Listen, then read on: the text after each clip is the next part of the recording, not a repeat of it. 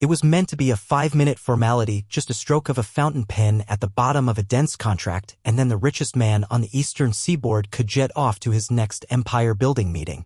But when the quiet intern at the far end of the polished mahogany table whispered, "Don't give her power of attorney," every eye in the glass-walled conference room snapped toward her, and the billionaire's hand stalled mid-signature. No one even knew her name. She was the new paralegal, the only black woman in a sea of gray suits, hired yesterday to fetch coffee and collate exhibits. She had been invisible until now. The pen trembled in the billionaire's fingers, the gold nib hovered above the dotted line like a loaded trigger. Beside him, his longtime attorney, celebrity in his own right, pressed a manicured finger against the page, urging the signature forward. The lawyer's sister, poised to receive sweeping power of attorney over the billionaire's health, wealth, and global real estate portfolio, smiled as if the ink were already dry. Outside, Midtown's skyline glittered with indifferent confidence, the rumble of traffic 10 stories below unable to penetrate the hush that had fallen inside. Security guards shifted. Cameras embedded in the ceiling kept rolling. This kind of billion-dollar document demanded a video record. Yet it was the intern's trembling voice everyone would remember. "If you sign, you lose everything." How could she possibly know that? The billionaire searched her face, looking for a threat, a blackmail note, any sign she'd been planted by a rival. All he saw was raw urgency, fear, and something like sorrow. The air smelled of expensive cologne and fresh toner, but beneath it was the faint scent of panic. The clock on the wall ticked twice. Nobody breathed. "What did you just say?" the billionaire asked, voice low, razor-sharp. She opened a slim leather notebook, revealing a single photograph that should not exist. The pen slipped from his hand and hit the table with a metallic clang. The billionaire's fingers twitched above the fallen pen, a pianist about to strike an impossible chord. Vincent Armitage, shipping tycoon, tech investor, philanthropist, had survived hostile takeovers and a mid-Atlantic hurricane, yet the sight of that single, faded photograph drained the color from his face. In it, the lawyer's poised sister, Catherine Monroe, stood on a candlelit balcony beside a man presumed dead for 20 years. That man was Vincent's estranged younger brother, Marcus, the only person who could legally contest Vincent's holdings or claim guardianship if Vincent were deemed incapacitated. No one in the room knew Marcus existed. Vincent had buried that secret after the fire on Cape St. Clair, a tragedy newspapers called a boating accident. Marcus's body was never recovered, and Vincent used grief as a steel mask while he built an empire. Now the mask cracked at the edges.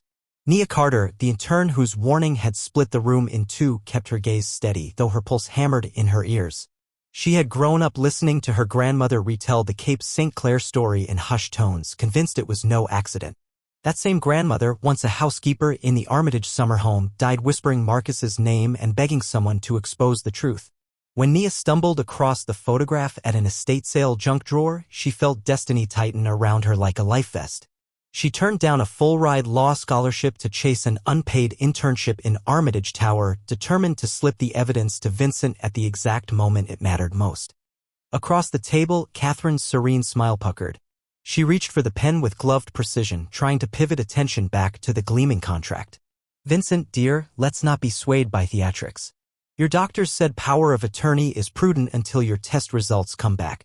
The phrase echoed power of attorney, a supposedly harmless safeguard Vincent's legal team had insisted on after he collapsed 2 weeks ago. They framed it as temporary, a way to reassure anxious shareholders. But the document Nia had skimmed during a late-night photocopy run was more than medical consent. It granted Catherine unilateral control over every trust, subsidiary, and offshore vault Vincent owned. She could sell whole companies overnight, rewrite wills, silence whistleblowers. It was a switch that could dim an empire in a single signature. Vincent lifted the photograph, hands trembling. He remembered the jacket Marcus wore that night. Navy wool with a missing brass button. Vincent had always meant to mend. The image confirmed two things. Marcus hadn't drowned, and Catherine had known. For how long? And why bring the contract now? On the eve of Vincent's planned announcement to convert half his shipping fleet to humanitarian aid. The philanthropic pivot had already ruffled partners who thrived on conflict zone freight rates. A sudden guardianship could block the plan and keep the money flowing toward darker channels. The boardroom's LED lights hummed like trapped hornets. Security shuffled, waiting for a command. The attorney, Catherine's brother, cleared his throat, angling his body to shield her. He urged calm, yet sweat glistened along his hairline. "We are recording, Mr. Armitage." Any allegations should be vetted privately. Nia's voice cut through. Private is how this family hides bodies. Instant regret flickered across her face. She'd stepped over a line, yet the words hung there, pulsing. Vincent's gaze flicked from the photo to Nia, to Catherine, to the unsigned contract. Outside, the sunset bled across the Hudson, turning the glass walls into a fiery mirror. In that reflection, Vincent saw his own outline, older, fragile, yet still the only person capable of deciding which truth would define him, the neatly packaged lie on the page, or the messy, dangerous reality begging for daylight. His forefinger inched toward the contract, not to sign, but to draw it closer for a final look when the conference room door burst open and a breathless assistant blurted, "Sir, the medical lab just called. Your test results, they're wrong." The pen rolled toward the edge, teetering like a verdict about to fall. Vincent's breath rasped loud enough to rattle the silence. The panicked assistant, Joel, fresh out of grad school, clutched a folded printout marked stat. His eyes flitted between Catherine and the billionaire, calculating whose wrath might cost him tomorrow's rent. Vincent gestured him forward. Joel swallowed, stepped beside the mahogany table, and laid the report down. 2 test results, side by side, told conflicting stories. One flagged a degenerative neurological disorder that would justify handing over power of attorney. The other declared Vincent's brain scans within normal limits. Both bore the same date, same physician signature, same lab watermark. The room's temperature seemed to drop. Vincent's longtime attorney, Catherine's brother, Richard Monroe, pinched the bridge of his nose. "Clerical error," he murmured, but his voice wavered. Catherine's manicured fingers tightened round the pen until her knuckles blanched. A bead of perspiration slid behind her pearl earring. Nia Carter felt all eyes land on her again. She had planned everything up to the second Vincent saw the photo. She hadn't planned for a medical bombshell. Moral calculus ticked in her mind, reveal everything now and risk being dragged out by security, or hold back and keep leverage alive. Her grandmother's dying words echoed, "Truth costs, child, but someone always pays in the end." Nia eased the photo back into her notebook, a silent promise to protect it until she understood the game's full board. Security Chief Alvarez took a deliberate step forward, radio at his shoulder. A veteran of corporate espionage scandals, he read situations like fire codes, identify fuel, heat, oxygen. Fuel, a billion-dollar empire. Heat, conflicting test results. Oxygen, and in turn with evidence no one else possessed. His instinct screamed lockdown, but protocol required the client's nod. Vincent's eyes met his, and for a heartbeat the tycoon looked less like a titan and more like a man asking, "Which part of my life is real?" Richard broke the trance. "We need the lab director on a secured line now."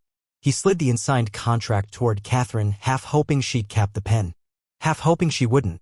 Under his pinstriped veneer lay a crippling flaw. He had leveraged personal debt into investments that only Catherine's guardianship over Vincent could erase. If this deal imploded, so did Richard's life. The moral weight bent his spine. Meanwhile, 30 floors below, a second subplot stirred. Investigative journalist Mei Ling waited in the lobby, cradling a flash drive containing leaked shipping manifests that pointed to Vincent's company moving medical supplies into sanctioned territories. She believed exposing the humanitarian shipments could redeem Vincent's reputation, but her editor smelled a bigger scandal. Why were the manifests routed through shell firms tied to Catherine Monroe? May checked her phone, no signal, building security jammed outside networks. She eyed the elevator bank, rehearsing a fake story about meeting an Uncle Richard on the top floor. Back in the boardroom, Catherine finally spoke. "Vincent, darling, stress clouds judgment. You've taken risks your whole life. Let someone who loves you protect what you've built." The word loves quivered between sincerity and strategy. For the first time, Nia noticed the faint tremor in Catherine's left hand. The precise twitch of someone fighting her own diagnosis, Parkinson's, maybe? A flaw hidden behind couture sleeves. Nia logged it away. Every secret in this room was a chess piece. Vincent pressed 2 fingertips to the erroneous report, sliding it closer. "Why would a world-class lab forge my illness?" he asked Richard.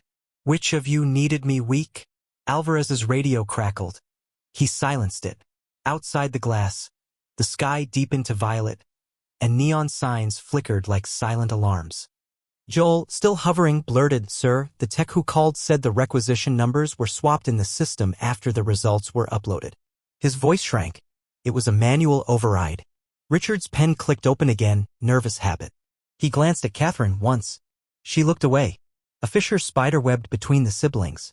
Vincent noticed. Moral dilemma slashed across his face, signed to keep shareholders calm and maybe save his legacy, or refuse and risk the board invoking an emergency clause that could still strip him of control, only this time with no legal buffer. Across the city, storm clouds stacked over the Hudson, summer thunderheads that promised a blackout if the wind veered right. The building's emergency generators were due for service, Vincent recalled dimly. Another variable. Another flaw. He reached for the fountain pen, not to sign but to steady his shaking hand. Until I know who forged which truth, he said, voice gravel rough, nobody has power over me. The pen's gold nib scratched a single diagonal line through the signature block, voiding the page, not completing it. Gasps rippled. Electricity hummed overhead. Somewhere deep in the wiring, a relay clicked and every light in the boardroom flickered once, twice, then died, plunging the room into darkness lit only by the city's distant glow. A generator failure or sabotage? In the sudden black, Nia felt a rough hand clamp around her notebook. She inhaled to scream, then froze as a familiar whisper brushed her ear, if you want Marcus alive, follow me now. The elevator shaft groaned as the emergency lights failed to kick in. Red exit signs blinked uselessly before dying, plunging the 36th floor into near blackness. Only the city beyond the glass offered shape, fractured neon, blinking traffic, and the restless pulse of Manhattan. Nia stumbled through the darkness, dragged by the whispering figure. She didn't need to see his face to know. The voice, low and urgent, had haunted her grandmother's hospice whispers. It was Marcus. Alive. Moving like a ghost through the tower named after the brother who buried him. Behind them, voices erupted in the boardroom, security barking orders, Catherine cursing under her breath, Richard trying to smooth panic with lawyerly bluster. Vincent's silhouette stood frozen by the window, one hand still up. Marcus let go of her arm. They changed your badge code, he said. The building knows you're not supposed to be here anymore. His voice was raspier than she imagined, like someone who hadn't spoken freely in years. They flagged your personnel file 30 minutes ago. How do you know that? She whispered. He didn't answer. Above them, footsteps echoed. Security was coming down. Below, someone was running up. They were boxed in. Back in the boardroom, Catherine's mask cracked. The power outage gave her cover, her voice snapped sharper now, more command than charm. Lock down the building. Nobody leaves until we recover that notebook. Vincent didn't move. The betrayal scorched too deep. His own attorney. His own blood. Richard tried to recover. She's a thief, Vincent. The intern. Whatever she had, it's fabricated. You forged my diagnosis. That stopped him cold. You let me believe I was dying. Another pause. Then Richard finally confessed, his voice tight, we needed you out of the way. You were about to sink the most profitable arm of your company. For what? Charity convoys? Barges full of free insulin? This is business. In the stairwell, Nia looked at Marcus. You worked with Catherine once. I didn't know what she was planning, he said. Not until it was too late. Not until the fire. You survived the fire. I wasn't supposed to. A flicker of guilt even in the dark. But Nia couldn't afford trust now. Why now? Why come back? You made it possible. He paused. But if we don't move now, they'll erase both of us. Suddenly, from the floor below, a shout, there. They're in the stairwell. Marcus grabbed Nia's wrist again. This way. He kicked open a maintenance panel in the wall. Behind it, a narrow shaft with rusted ladder rungs. Service tunnel. Down to the parking sublevels. It's not on the building map. Nia hesitated. She thought of her grandmother. Of the photograph. Of Vincent, still up there in the dark, realizing the brother he'd buried might be the only person who could help him now. Marcus started down. Nia followed. Every clang of her shoes echoed like a gunshot.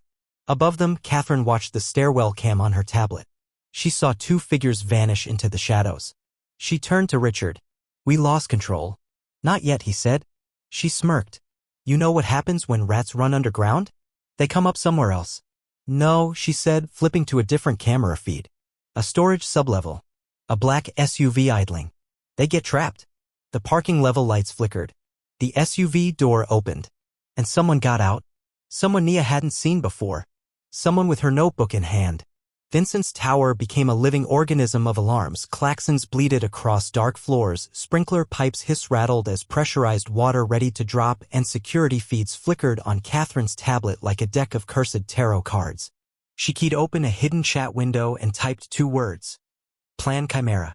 Then she hit send. Parking sublevel B3, the black SUV's headlights sliced through swirling dust as the garage ventilation lurched off-cycle.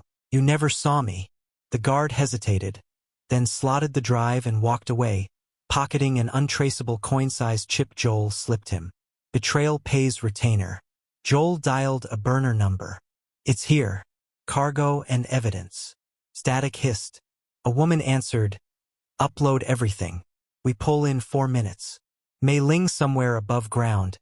She waited with a satellite uplink hungry for scandal. Joel popped the notebook's spine, revealing a hidden wafer radio barking open. Stairwell shaft Marcus and Nia dropped the final rung onto concrete. The utility corridor stank of coolant and diesel. Sirens echoed distantly. Nia's breath frosted. The building chillers were maxing out to suppress fire risk. Emergency protocol Vincent himself had commissioned. Why bring me here if the exits are locked? Nia hissed. To show you why Catherine needs Vincent's signature, Marcus said. He pried open a fuse box. Behind it, not wires but a biometric safe. A familial thumbprint undid years of secrecy. Inside lay a slim folder and a corporate satellite phone. Marcus flicked the phone's screen, shipping manifests, vessel routes, and under each vessel the same code, Chimera. Cargo, iridium, nerve agent precursors, orphaned medical isotopes. Nia's stomach turned. Humanitarian supplies? Nightmares for sale, Marcus answered. Catherine built secret revenue streams under Vincent's nose. When he pivoted to charity, she accelerated, needed full control before auditors followed the new money. She forged the MRI to invoke guardianship, but Richard botched the lab swap. Nia's voice cracked. And you. I tried to expose her 20 years ago. The fire was Catherine's answer. His scarred hand touched the ladder. I'm here to finish it. Footsteps thundered in the corridor, Alvarez's tactical team. Marcus shoved the folder at Nia. Take it topside, livestream it, whatever. Truth only lives in the light. He turned, lips cracking a bitter smile. I'll slow them. Nia clutched the evidence, the weight of 1 billion stolen souls pressing her palms. But leaving Marcus meant abandoning the man her grandmother swore was good. Moral forks cut deep. Boardroom Vincent stared at Catherine across a table glistening with sprinkler mist. Iridium shipments, he whispered as an alert flashed on the dormant wall screen, an automated compliance flag he'd installed years ago, now triggered by Mei Ling's hack. Catherine's pupils narrowed. You never had the stomach for ugly profit, she said. I did. Richard blanched. You told me it was just misrouted medicine. Catherine laughed, pure ice. Grow up, brother. Medicine never bought private islands. Vincent's heart hammered. His flaw had always been trust, first Marcus, then Catherine. Now trust might kill cities. Crosscut sublevel, Marcus braces the service door with a steel rod, buying seconds. Alvarez's men pound from the other side. Garage. Joel lifts the notebook's true payload, a tracker beacon, then slams the SUV hatch. May's voice crackles, uplink live. Sirens swell, NYPD bomb squad rolling in on an anonymous tip. Boardroom, Catherine snaps shut her tablet. Chimera is bigger than you, Vincent. The contracts, the labs, the governments that need deniability, they'll crown me with or without your signature. Vincent steps forward, sprinkler water streaking his suit. Then let them watch you choke on daylight. He slams the emergency radio. All hands broadcast channel 1. Play everything flagged, Chimera. Static, then Mei Ling's voice floods every speaker in Armitage Tower. Live from Midtown, we have proof of illicit isotope trafficking. Catherine lunges, glass shard in hand. Richard, sudden clarity and panic, intercepts her. Betrayal loops back, sister against brother. Parking level Joel hears the broadcast, eyes widening. Police sirens drill closer. He pockets the tracker, the notebook now worthless, and disappears into the service lift. Stairwell Alvarez's battering ram shatters the door. Marcus raises his hands. I'm the lost brother, he says, voice steady. But on Alvarez's radio, May's broadcast blares Marcus's exoneration. The guards hesitate. Nia, halfway up the next ladder, stops, tears blurring her vision. She turns back, choosing Marcus over escape, and calls, Evidence is safe. Alvarez pivots toward Nia's voice as backup floodlights flare on. And from somewhere deep in the tower's belly, a timed charge, primed as part of Plan Chimera, begins to beep. The beeping echoed louder than the sirens. A red LED blinked deep within the SUV's cargo bay. Fast, then faster. It wasn't just a tracker. It was a dead man's contingency. B3 parking garage Joel had known about the failsafe. Catherine's voice still haunted his burner calls. If it ever reaches the media, Chimera goes dark. No survivors.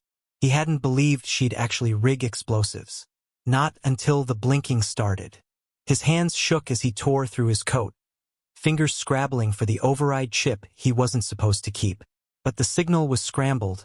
May's broadcast jammed the frequency. The tower's own truth was killing itself. Police lights painted the concrete in blue and red strobe. One officer reached the SUV, peered into the cargo and radioed, "We've got something hot. Radiological maybe. Requesting immediate evac." Wait. The SUV erupted in a contained blast. No fire. No shrapnel. Just a pressure wave that shattered every window on B3 and threw the SUV like a toy across 2 parking rows. Silence. Then sprinklers again. And the smell, burned metal and scorched ozone. Joel crawled out from behind a pillar, bleeding. The notebook just ash. Stairwell/sublevel Marcus had heard the blast. He didn't run. Didn't even flinch. As Alvarez and the guards regrouped, one of them looked at Marcus, then at the folder Nia had left behind with her camera gear before climbing higher. Inside it, proof. Photos of Catherine's offshore accounts, fake terminal diagnoses, falsified psych evals, and names of whistleblowers who'd gone missing, including Marcus's and Alvarez's ex-partner. "You lied about being dead," Alvarez said quietly. "I didn't lie," Marcus answered. "I just never came back." Alvarez stared, then nodded slowly, lowered his weapon. Then, from above, Nia's voice shouted, "Marcus, the SUV." There was a, "Already went off," he called back. "She's cutting every rope." Boardroom. 36th floor. Catherine lay pinned under a shattered conference table. Hair matted with blood, breath ragged. Richard stood over her, bleeding from his temple. He looked down at her the way a brother looks at a portrait that's finally cracked wide enough to see the monster behind the eyes. "I thought you were saving us," he said. "Turns out you were just saving yourself." Catherine coughed, smiling through blood. "And you still signed what I gave you, every time." Vincent, soaked and shaking, didn't look at her. His focus was on the broadcast. May's voice was still reporting live. Images of Chimera cargo. Evidence from the folder Nia smuggled out. Leaked emails. Satellite data. It was all unraveling. His legacy had always balanced on the edge of philanthropy and profit. But Catherine had turned it into poison. Now the world saw both. Vincent lifted the building's emergency override phone. "This is Vincent Armitage. Effective immediately, I am dissolving the Armitage Foundation's board. All assets will be placed in a trust overseen by an independent human rights commission. Every shipment, every record, every name will go public." "Sir," a nearby aide said, "you'll be indicted too." Vincent smiled. "Then let the whole damn tower fall on my name."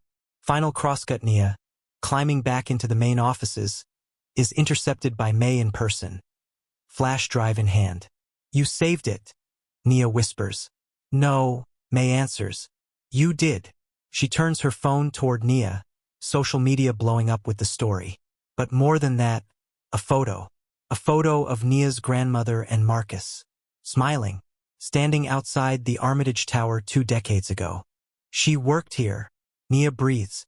"She started the first aid shipment company Vincent tried to save," May says. "Catherine buried her work. But it's coming back." Nia's grandmother had been the first threat to Catherine's control. The first voice to say, "Don't give her power of attorney." Everything had come full circle. Marcus, escorted toward the surface, watches sunlight break through the clouds. For the first time in years, his name is no longer a ghost. Nia waits by the exit. He walks up slowly. "You still got the photo?" she asks. "I got the real thing now," he says, holding up a small, restored Polaroid he kept through the fire. Nia's grandmother and him, young, hopeful, before everything burned. "Truth costs," Nia says. "But someone always pays," Marcus finishes. Final twist. 2 weeks later, a sleek office in Geneva. A woman with scarred knuckles and a new face scans a tablet showing Catherine Monroe listed as deceased. She types a message. "Chimera survives. We build again. The intern's mother is next." She taps send, closes the laptop, and walks out, blending into the crowd. Wind skated across the Hudson 2 months after the explosion, carrying the salt-sweet smell of early autumn. A modest ribbon-cutting ceremony unfolded on the waterfront, far from the glitter of Midtown. The new Armitage Carter Free Clinic, funded by the emergency trust Vincent created before surrendering himself, stood ready to dispense the very humanitarian aid his sister tried to monetize. Vincent arrived without entourage, wearing a plain gray coat instead of bespoke armor. His criminal case was pending, but a judge had granted supervised release so he could testify before an international tribunal on illicit isotope trafficking.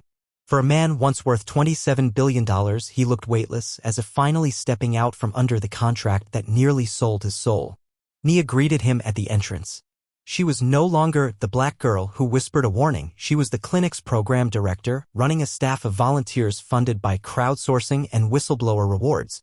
Her notebook, rebuilt from scanned backups, sat in a display case beside the reception desk, pages open to her grandmother's handwritten inventory of medical shipments she'd hoped would heal broken communities. Marcus stood a few paces back, hands in pockets, watching brother and in turn speak like equals. The government had cleared him after confirming Catherine's forged death certificate and the failed attempt on his life 2 decades earlier. Yet Marcus chose to remain out of boardrooms. He joined a maritime rescue NGO captaining a refurbished cargo vessel now painted white and stocked solely with medicine. No hidden isotopes, no weapons components, just the supplies Catherine once called profitless. The ship's call sign, Truth Costs. Mei Ling filmed the ceremony. Her expose had toppled 3 shell companies and sparked new regulations on dual-use materials. But she still checked dark web boards at night, tracking rumors of planned Chimera resurfacing under a different logo. The woman with scarred knuckles had vanished into international markets, proof that corporate corruption, like a virus, mutates rather than dies. Richard Monroe? He cooperated, trading testimony for leniency. Each time he visited Catherine in federal medical custody, her spine broken in the boardroom collapse, she stared through him, unblinking, as if calculating escapes behind lifeless eyes. Their dynasty of forged power of attorney documents was over, but Richard knew she was still playing the long game from her hospital bed. As the clinic doors opened to the public, Vincent turned to the small crowd. Cameras flashed, yet the atmosphere felt intimate, like a family finally speaking truths long suppressed. Empires fall, he said, voice raw. But people rise when someone chooses courage over convenience. Remember that every signature, every silence writes a future we all have to live in. When applause settled, Nia added, if you ever wonder whether one voice can stop a billion-dollar lie, look around. You're standing in the answer. The clinic's first patient, an elderly refugee fighting diabetic ulcers, stepped forward. Nia guided him inside, sunlight spilling across polished floors that smelled of fresh paint and hope. Vincent followed, holding the door. For a moment, scars and lawsuits melted into something simple, a billionaire carrying a box of bandages and in turn wielding truth instead of leverage, and a once-dead brother finally alive in daylight. Outside, May lowered her camera, cheeks damp. She uploaded the final segment of her documentary with a caption that felt less like reporting and more like a prayer. The antidote to darkness is ordinary people refusing to turn off the light. And somewhere in a distant office tower, a new logo and Ouroboros wrapped around the letter C flickered onto a screen. The woman with scarred knuckles typed a single word, soon. The battle was over, but the campaign for ethical vigilance had just begun. Call to action: if this story moved you, share it.